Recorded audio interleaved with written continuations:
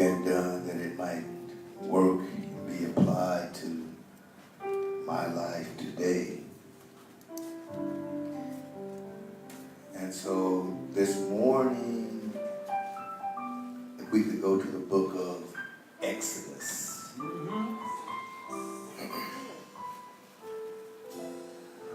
Exodus chapter 14.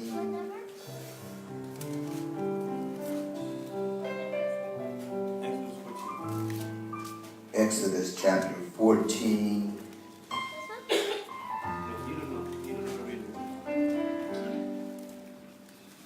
Verse 10.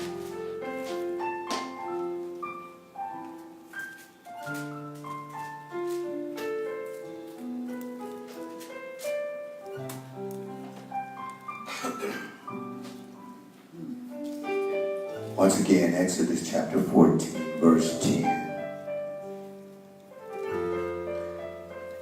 And it reads, it says, and when Pharaoh drew near, the children of Israel lifted up their eyes, and behold, the Egyptians marched after them, and they were sore afraid. And the children of Israel cried out unto the Lord. And they said unto Moses, because there were no graves in Egypt, hast thou taken us away to die in the wilderness? Wherefore hast thou dealt thus with us to carry us forth out of Egypt? Is it not this the word that we did tell thee in Egypt, saying, let us alone, that we may serve the Egyptians? Yes, sir. For it has been better for us to serve the Egyptians than that we should die in the wilderness. Oh, yeah. It says, and Moses said to the people, fear ye not. Oh, yeah. Stand still and see the salvation of the Lord, Yes, sir. which he will shew to you today. For the Egyptians whom you have seen today, ye shall see them again no more forever. And the Lord said unto Moses, wherefore criest thou unto me? Speak unto the children of Israel that they go forward. Yes, sir. Stop right there. And today I just want to deal with the text. Stop crying. Yes, sir. Stop crying. You got to understand this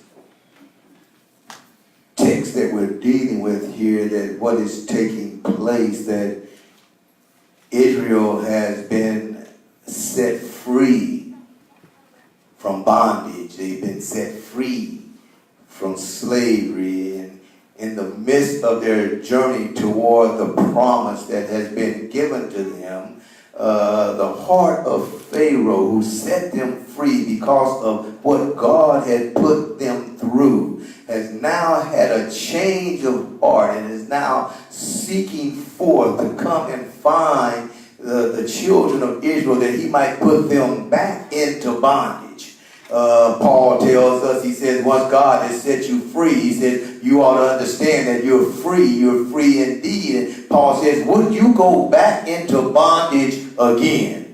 You see, some people are willing to be set free from something, but they'll run back to what God has brought them out of the moment that something gets to be tough or starts being rough, starts not going as smooth as they thought it ought to be. And so we find here in the text that Israel has now found out that Pharaoh is in pursuit of them. And the text tells us that as he drew near, that they lifted up their eyes and beheld that they were being pursued. And it said they began to fear. But the Bible tells us that God did not give us the spirit of fear. And it also tells us that when you lift your eyes up, that you should lift your eyes unto the hills from which cometh your help. It didn't say lift your eyes up to get a better look at your problem. It didn't say lift your eyes up to become afraid of what might be in front of you. It said lift up your eyes unto the hills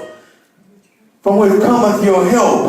In other words, you got to learn how to take your eyes off of your problems and put your eyes on God. It said they began to fear. They cried out to God. They cried out to God without trusting God. You see, I'm trying to tell somebody, it don't do you no good to pray if you don't believe your prayer gonna be answered. It don't do you no good to get down every night and cry out unto the Lord, but you gonna get up and worry about everything that you're going through like you never talked to God, and like God is not able and God is not willing. And so what you praying for if you're gonna still go through the same thing you're going through before you got down on your knees or before you prostrated your heart?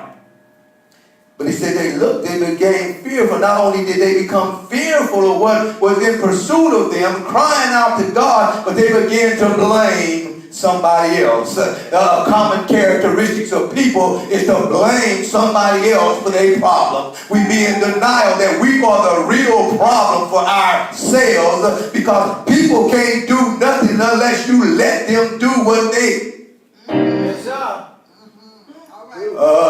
Oh yeah, they can cause complications in your life, but it's because you let them in your life.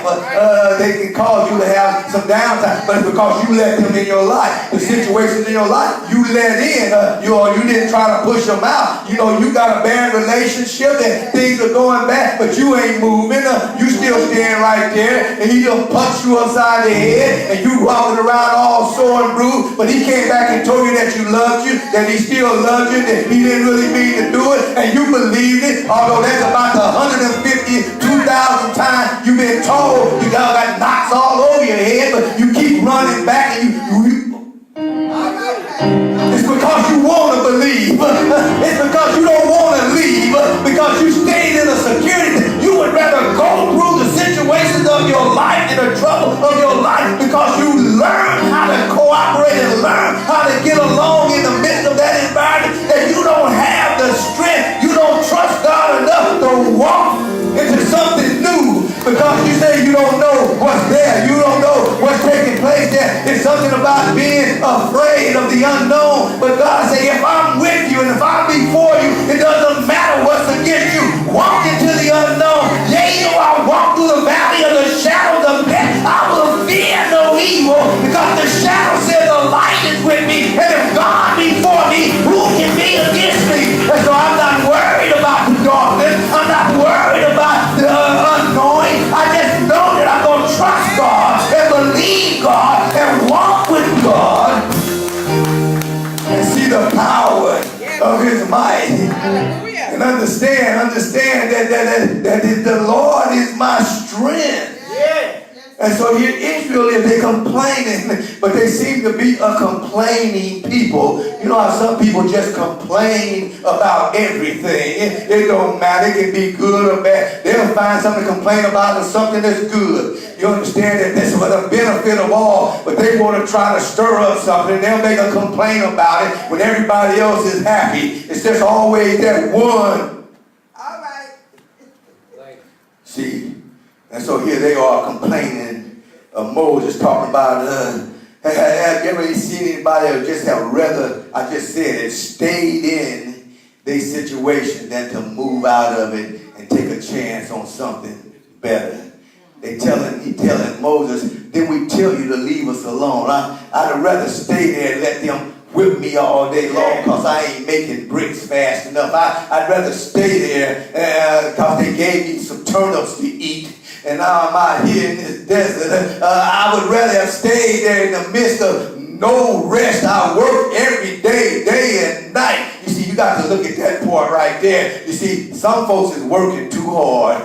God didn't put you here to work so hard. God said you need to step back. You need to evaluate your life. You need to get some things in order, because when we start working too hard and we can't get God the glory and serve God, we got to ease God into the cracks and crevices of our mundane. Yes, sir. All right, Pastor. Yes, sir. Yes, sir. Hallelujah. Yes. Hallelujah. Blaming Moses. Talking about, I'd rather die in Egypt than die in the wilderness. What difference do it make if you're dead, you're dead? Exactly. I could have died there getting beat up, and now I'm out here dying just because I'm walking around. You're dead, it don't matter. And he said, we just told you to leave us alone that we could serve somebody else. I ain't leaving you alone to serve the enemy. I'm bringing you out of that servantship there that you can serve God. You see, you out here in this desert, you should be serving God, not worried about going back. I won't go back. I'm not going back to serve Satan when I'm serving the Lord out here. Maybe I ain't doing the best job that I think I should be doing, but I'm going to serve him however I'm serving. I ain't going back. So often we want to go back because it's amazing to me, Minister Lenoy, that when we remember the past, why is it that we only remember the good things? Oh, yeah. You see, when they talked about Egypt, I never heard them say, at least when I was in Egypt, they was beating me with a whip every day. At least when I was in Egypt, they would get mad at me and let me make bricks with no straw. At least, but they always, when I was in Egypt, I had as much as I wanted to eat. We had leeks and turnips. They fed you grass and lettuce Yes, sir. and you was happy with that. But I didn't hear you say, I want to go back to Egypt because they worked me 7 days a week, almost around the clock, and never gave me no rest. You didn't remember the no rest. You didn't remember the times you got beat up. You didn't remember the bricks with no straw. But you remembered the food. And then you lied about that and said they gave me all to eat that I wanted. And so you even exaggerate the situation to make yourself believe that it was a great time if I could just get back there. It's just like we talk about the good old days. Well, if you really evaluate the good old days, you struggled just as much back then as you did now. Yeah, but my rent was only $150 a month. Yes, sir. Yeah, but you was only making $1 an hour. Amen. Oh, y'all with me? Y'all gonna stay with? I ain't gonna be long. I'm just trying to say. Somebody told me yesterday. They said I went and bought my daughter a goldfish. They wanted $9 for a goldfish. When I got a goldfish, it cost. I paid $1. I said, you 40 years old. Yes, sir. Time moves on. And that $1 you paid back in, you had to hustle. Yes, sir. Y'all help me. Y'all help me. Let's live in a world of reality for a minute, all right? And so he said, Moses was getting blamed, and Moses was getting blamed. And so Moses said unto the people, because, he was praying too. He was praying. He told the people, God said, you need to tell the people, fear ye not. Tell them to stand still and tell them to see the salvation of the Lord. You see, you got to understand that when you're going through stuff sometimes, it's not for you. It's about God being glorified through you. And so he said, I got you here because you got to understand what had them so upset and what had them so fearful. God had taken them to the brink of looking at the promise, and then he told Moses, back them up and take them back over and camp them by the Red Sea. You see, we don't understand how God works all the time, but we got to trust God in the midst of his work. He took them to the promised land and they just needed a cross, but he said, Moses, turn around and go back and camp by the Red Sea. And so Moses have you ever been about to go out of a situation you in life, and then all of a sudden you found yourself back in the midst of that situation? You had hopes of walking out, you had hopes of being delivered, and then all of a sudden you look and you were standing right back in the middle of what you was trying to get out of, and it was something that was depressing for you, it was discouraging for you, but did you keep on trusting God?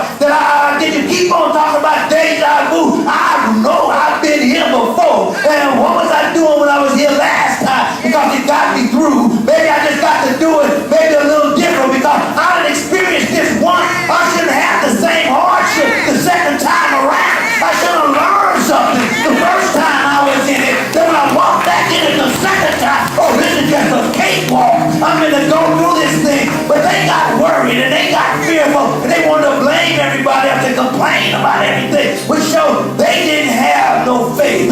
They didn't have no trust. They asked him, where is God when you need him? And I said, where was your faith when you needed it? Where was your trust when you needed it? That's where God was. God was right there where your faith was at. You got to understand, Moses, he said, Moses, speak to these people, give them some encouragement. That's why you got to learn how to speak words of encouragement. You got to learn how to uplift people. Don't get so caught up in their attitude of what they're going through. Just try to help them come out of it. Start telling them how the goodness of God is and what God is able. He said, you got to tell them, don't fear. I didn't give them the spirit of fear. He said, if they done done all they can do, tell them they got to stand still. Just stand still. I need them. Sometimes God needs you to just stand still, because God said, I want you to see my deliverance. I want you to see the salvation of the Lord. I want you to experience my power, but I need you to work it within this plan that I have. And so you must set up. You must set up. You must set up. Watch how this thing's going to work out. You ought to get excited when you watch how God's plan is going to work out. We already know God always has a plan. I may not understand it, but I'm trying to watch it. I'm trying to keep my eye on it, because I want to understand it more and more and better and better. And so I'm just going to keep my eye on every move that he made. He said, so show them, show them. He said, he will show you today, for he shall see them again no more. Oh, I'm really going to get excited when God's telling me, when I get through with this time, that problem you had, them roaches that be following you, they ain't going to follow you no more. This is the last day. Take note of this day. Take note of this day and write it down in your journal. I'm about to get rid of something that's been bothering me so many years of my life. I can't help to get excited. I can't help to say, but God be the glory that he's able to deliver me. That no more shall I see the trouble I see. No more shall I cry over the trouble I'm going through. No more sorrow from that. No more pain from that. Oh, he said, we got to watch this. The battle's not yours, but the battle's not yours. He said, the Lord going to fight for you. Oh, that's good when you know that God's on your side. You see, God's going to fight you. God's going to fight for me. I don't have to put my dukes up. I don't have to get ready in my stand. I just got to stand there with my peace. He said, hold your peace. I'm getting ready to make a move. I'm getting ready to bust the move. You just got to hold your peace. Sometimes it ought to be hard to hold your peace. Not that you get it, but you just get so excited when I see that God's about to move. I understand God's about to move. It ain't that I'm worried that got me jittery. I just can't hold the joy that I feel. I can't hold the peace that's within me. I can't contain it within this vessel. I got to let it out and tell somebody, God, look at God, look at God, look at God. Have you ever want to tell somebody, look at God, look what God is doing, look what God, oh, look what God's about to do. You see, but in Moses, God told Moses, he said, what you crying for? He said, I told you what to do. You see, it's terrible when you talk to God and God talk to you and God already worked something out, but you still talking to God. You still praying about something that's already been answered. You still going through a dialogue. You still carrying on a conversation. You still complain. Do you know anybody like that? Did they come talk to you and they telling you about something and you done told them the solution to what's going on and they still just talking about it over and over and get repetitive with it? You see, you can't talk to God too long without just starting to repeat yourself when you're dealing with the same subject. You ain't even going on a new tandem. You just got the same little subject and you just repeat it over and over. That's insulting to God, you know, because you just need to tell God one time, he don't have dementia, he don't have Alzheimer's, he's a God that's all-knowing. He knew it before you spoke it, and he was just waiting on you to come and put it before him to cast your cares before the Lord. But when you cast your care, it means you throw it. It means I'm telling y'all right now, some of y'all can't stand to lay your burden down. You can't stand to lay your burden down. It's too close to you because Because soon you get through talking to God and burning up God's ear, and God say, okay, I got it. Okay, God, you got it. You're going to get right down and pick it back up and carry it, and then you're going to start talking to him about it again tomorrow, and you're going to start talking about it again day after tomorrow. And God is saying, what the world are you talking about? Hey, I may not move when you want me to, but I'm going to move on time. And so he said, you got to cast your care. And so most of y'all need to understand, when you take your burden to God, cast your care. Because now, you don't know. Don't even look where they go, where they go. Even when I start looking for it, I got to take time to go find where. So maybe I'll get my mind right by the time I figure out where it went. Because I'm thinking God told me to throw it away, but where did it go? Where did it go? Where did it go? And so maybe by the time I get there, I say, maybe I just should leave it alone. Amen. And so he told Moses, and this is what God tells some of y'all sometimes, shut up. Just shut up, speak to the people, and move. You got to learn how to stop crying and start moving. You see, give it to God. And then in the midst of what you've given to God, you have to keep moving. You have to keep on going. You have to keep on moving. It says, and take the instructions and listen to the instructions. You got to understand, when God took them back, it was a test. You see, a test for them to believe. It was a test to them to trust, a test of faith. You see, God ain't going to take you into nothing, into something new, and you ain't changed your mind. You ain't changed your attitude. Your faith ain't grew, and your trust ain't got no better. What he going to take you into something new for? God said the reason you in what you in is to develop your faith, is to increase your trust, to make you believe and make you understand. He's trying to take your defeat and turn it into a victory state, and take your sorrow and make it joyful, take your unrest that you understand peace, take your confusion to give you understanding, and take your doubt that it becomes trust, that it becomes faith, so that when you go into the new, you're going in better, wiser, and stronger. You're going in to able to handle the next thing that's coming your way.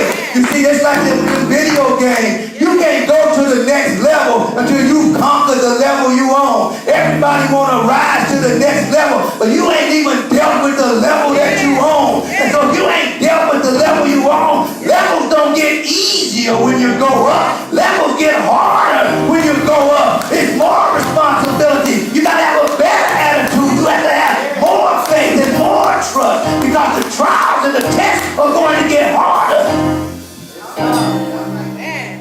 And so you got to understand, if you just get the providence from God and understand what God is telling you to do, you see, then you can begin to move. And when you move, he told Moses, he said, well, you know, the people that look like we're going to move, but where we going to move to? You got the hills over the mountains over there.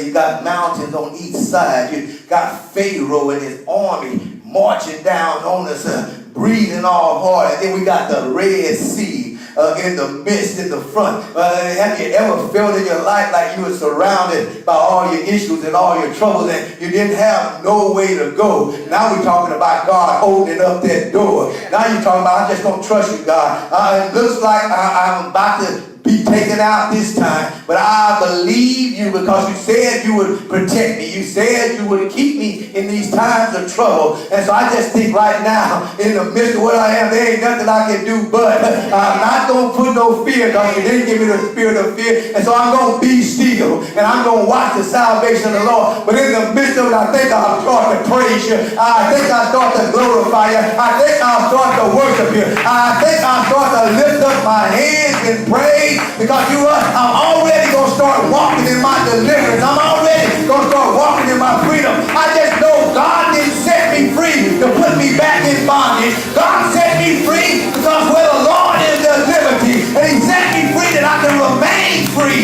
And so he's not going to let Pharaoh do whatever he thinks he's going to do. But maybe he's just using me to take care of Pharaoh. And so I'm just going to give God the praise. And I'm going to give God the glory. And you know what? You got to do like Moses. He said, Moses, you see, sometimes when you're going through, he said, just lift your hands. He said, stretch forth your hands. Lay hands on your problems. Speak to your problems. You see, some of y'all ain't learned how to speak to your problems. You keep speaking within yourself, and you bring out doubt. You bring confusion, but you keep speaking to your problems and putting the power of God on your problems. Tell this problem you can't do what you used to do. I got God on my side. You just another issue. You just another part of trouble. But trouble, I'm speaking to you, trouble. You know, I'm speaking to you, trouble. You, trouble. I start to tell you, you just temporary. You don't last always. And so you might get ready to get out of my way. But I'm going to lay hands and stretch forth my hand. And Moses stretched forth his hand. And he said that the sea began to rise up. When you learn how to make your problems begin to split, divide in two, and they create a pair. Then he said the wet ground turned dry. The Israel began to walk through in their doubt, in their disbelief, in their unfaithfulness.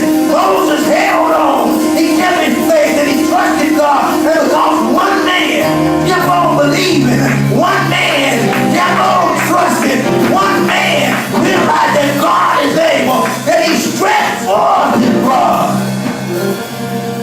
to see the salvation of the Lord.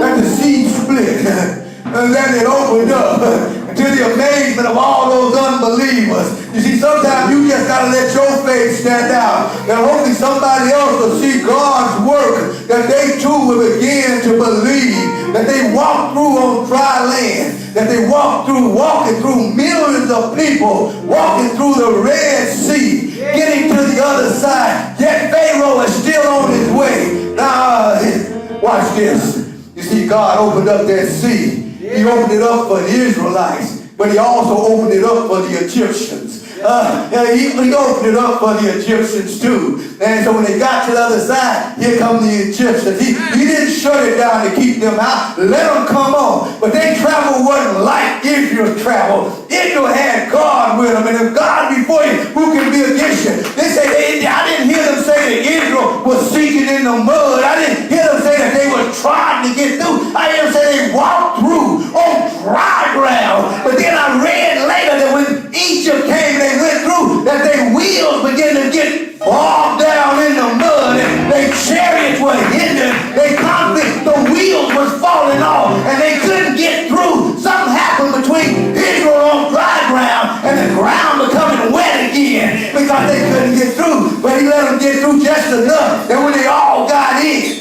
Yes, sir. he said, Moses Yes, sir. spoke to the issue again. Yeah. Stretched out his hand and they say the sea closed. You see, anybody know how to speak to their trouble in here today?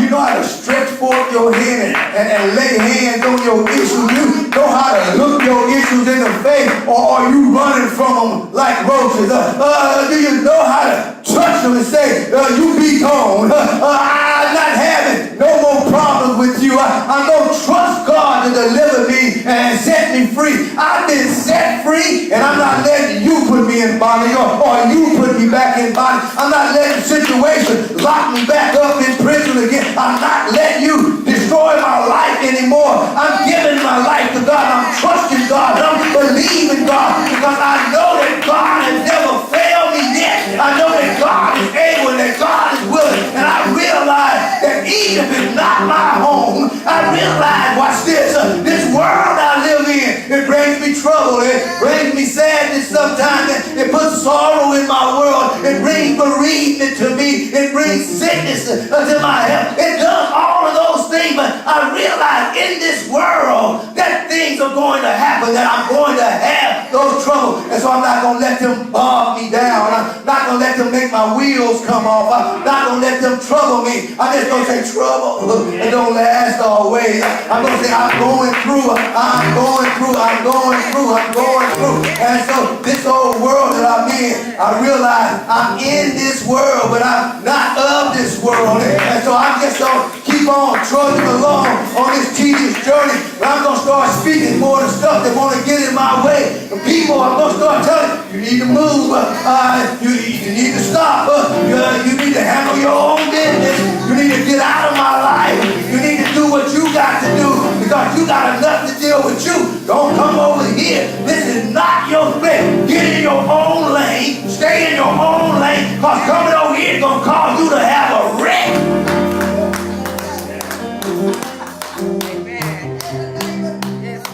And it's going to be like a semi-truck hitting a motorcycle. I'm trying to help you out. And so Moses spoke a word, closed the sea, hindered and changed the problem that he was told to say, that trouble. See, this is for God. He gives you the confidence and the understanding to tell you that trouble no more shall you see. He said they saw the Egyptians floating on the water and laying all up against the bank. He said, that trouble no more shall you see. And watch how God is so good, because he realized the mindset of the people.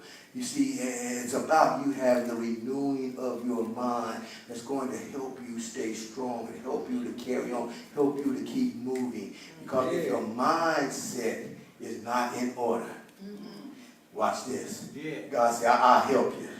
He said, I opened up that Red Sea for 3 reasons. I told you 2 of them. Yes, sir. One was get Israel through safe to the other side. The other was that he destroyed their issues. But the other was to shut the door. And so you can complain about going back to Egypt all you want, but you ain't got no way to get there. Yes, sir. He said, I'll take that door. I expect God needs to shut some doors sometime, because you'll keep crying about trying to go back somewhere. But God said, if I shut that door, he said, you ain't going back to Egypt. Egypt is no longer a consideration. Egypt is no longer an option in your life. And so you got to start searching for something else if you want a crutch, if you want something else to run to. And so when God starts shutting them doors, you see life's going to get better, because you can start thinking about that. You can put that thought to somewhere else, and hopefully you'll put that thought toward God, that you can give God more praise. You can give God more glory. Daddy, let's shut it down and get ready to get out of here. You see, you got to understand that trusting God is what it's all about. And so you got to learn to stop crying so much and stop complaining so much. Start trusting. Turn those complaints into belief. Turn that thing you're going through into something positive. You got to take all the negativity that the enemy's trying to put into your life, all the negativity that people are trying to put into your life. You understand? If you let it in, make sure you let it in and you can turn it around. You can let negativity in only to make it positive in your life. Somebody tell you you can't do something, okay, it's negative to you, but I'm going to make it positive for you. I'm going to turn this thing around. I'm going to do just what you said. Although it wasn't even on my mind, I'm going to do it anyway. Just to show you that my God is all power to do all things, and that I can do all things through Christ that strengthens me. And so I'm not walking around here defeated no more. I'm not letting people hinder me from my relationship with God. I don't care what people think. If you ain't thinking something positive for me, you know what? You just think it all you want, but it ain't gonna hinder me. It's gonna hinder you. I don't care what people say. It ain't gonna stop me from giving God the glory. People will talk about you no matter what you do, but they ain't trying to help you stop doing what you're doing. Because sometimes, while you spending time talking about me and my situation, why don't you spend some time talking to God about my situation? Because it ain't nothing you can do to make me change, but maybe God can enlighten and allow the Spirit to reside on me. That conviction will come in, and God will turn my life around. But when you try, you don't know how to do it. And most of the time, you trying to tell me how to straighten up my life, and your life is a mess. Your life is crumbling apart. Your life is unstructured. Your life, because you've always been good about giving people advice, but you've never been good about following advice. And so if you just follow your own advice, your life will get better. And the Bible says examine yourself. It didn't say examine Mr. Illinois. It didn't say examine Yvette. And it sure didn't say examine Pastor Montgomery. Because what I do, I stand for. What she does, she stands for. What he do, he stands for. And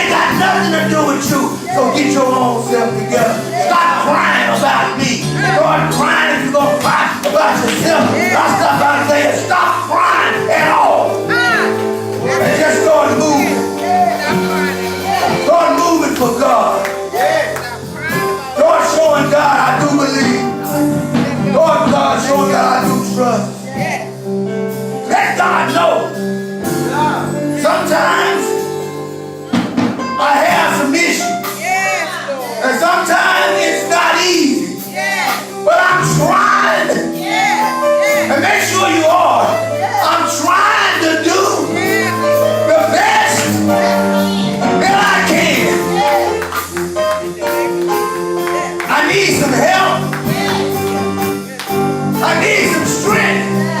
I need some understanding.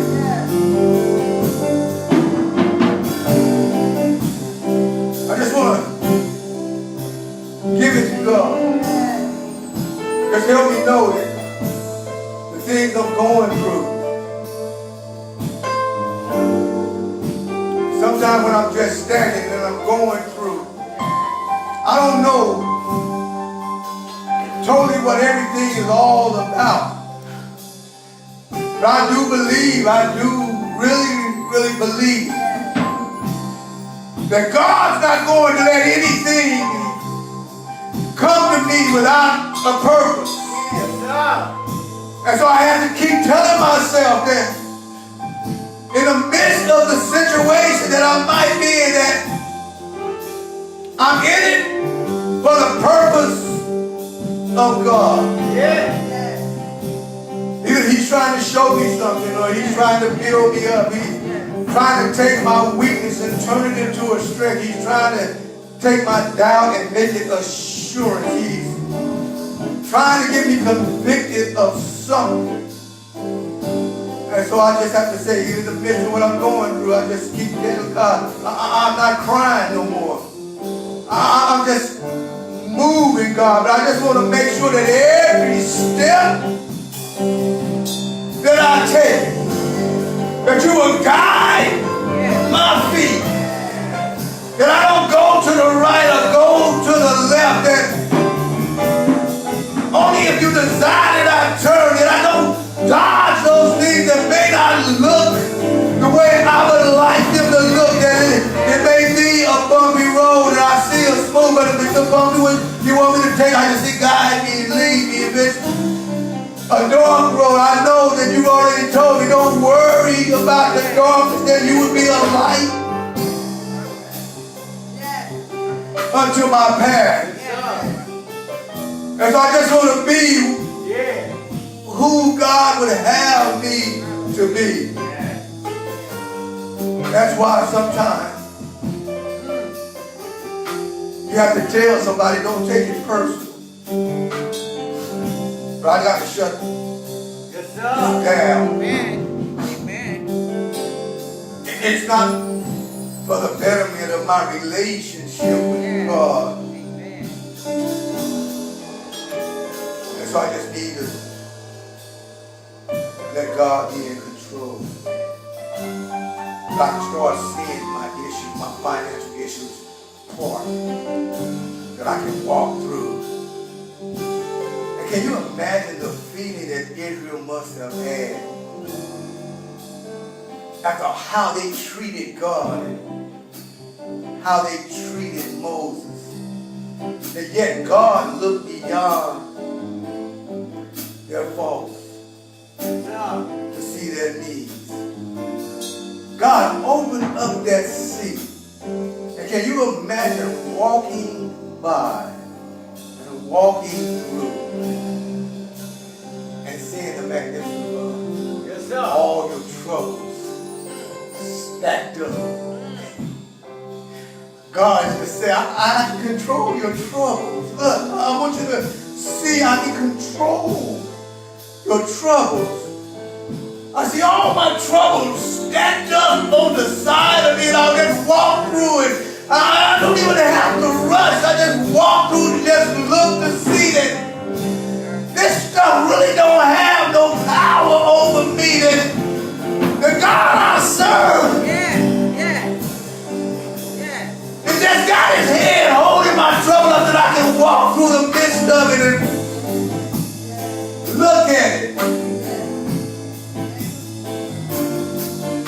And come to know that when I got to the other side, all the trouble I just came through, God all the time was working it out for my good. I thought it was an issue, I thought it was a problem, but God was working this plan out for my good.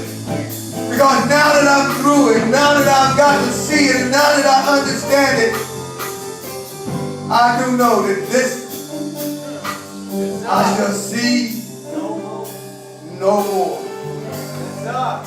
So church, stop crying. Yes, sir. Stop complaining. Stop all the murmuring. Stop all of the judgmental thoughts. It don't matter whatever somebody's done in their life. It ain't for you to judge them. It ain't for you to speak on their life. You know what? Turn it over to God. Learn how to pray about it and learn how to go and tell them, you know what? It don't matter. Everything's going to be all right. Treat them the same way you would like to be treated. Because if you was in that situation, you'd be the first one to say, don't judge me. And some folks go judging people's situation, that's only because they forgot that they was in that situation years ago. Yes, sir. And so we thank God this morning for all that's taken place. We thank God this morning. We just pray that throughout the service something's been said to encourage, something's been said to uplift, something's been said to embrace somebody today that, Lord, they can have a renewing of their mind. They can have a better understanding of this thing we call life. That they'll be ready now. I just know that I cannot let my relationship with God falter. But I got to keep it intact.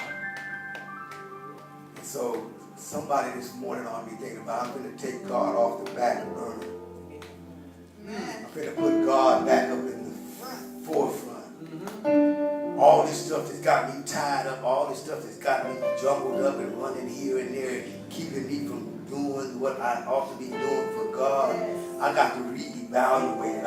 I got to talk to God right now and tell him, God, I need to get back in it. So I need to get back to where I need to be. You know what? And this thing about life, because I stopped by to tell you. You can keep trying to work stuff out on your own. You hurt for money, you get more jobs. Then you're going to start hurting your health. Exactly. It's kind of like, watch this, it's kind of like this. Y'all ever listen to commercials on TV where they put all your ailments on them commercials? Oh, You yeah. got psoriasis, here, you drink, take this. If you got this problem, take this. Take that, take that. And people say, oh, I need to try that, that's going to get me cured. But they didn't continue to listen and say, but the side effects is you go blind and you can't hear, and your liver go bad, and your kidneys fall apart, and even maybe fatal. And so you cured me of psoriasis. But now my liver only got one. It's bad. And my kidneys is rotting away. And so I'm saying, when we try to work out this thing called life, and we think putting this in place and that in place, if God didn't put it there, try to figure out what the side effects are going to be. Because it may be more detrimental than the main issue that you have. A little scratch, you might want to keep.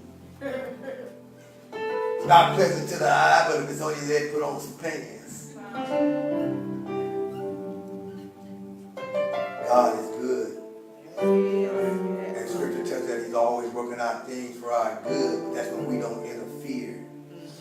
And we don't get in the way. And we just keep serving him. And trusting him. And believing him. And truly having faith. That I don't see it yet, but I know it's coming. And so I just start living in my deliverance. And if you got a financial problem, Stay out of the mall. Amen. Stay out of the concerts. You see, if you want to get rid of something, get rid of something. Not what you want. Or don't get rid of what you need, get rid of what you want. And then watch life play out. And once you get it structured, then you can start having a little added attraction, a little extra. What you know about that, man? A little extra. To God be the glory. Yes, A sir. little extra. Y'all know about little extra aspects. She tell you about little extra. Right. From the struggles Yep. to a little extra. Amen. That's the kind of God we serve. To God be the glory. Yes, sir. Extend the invitation.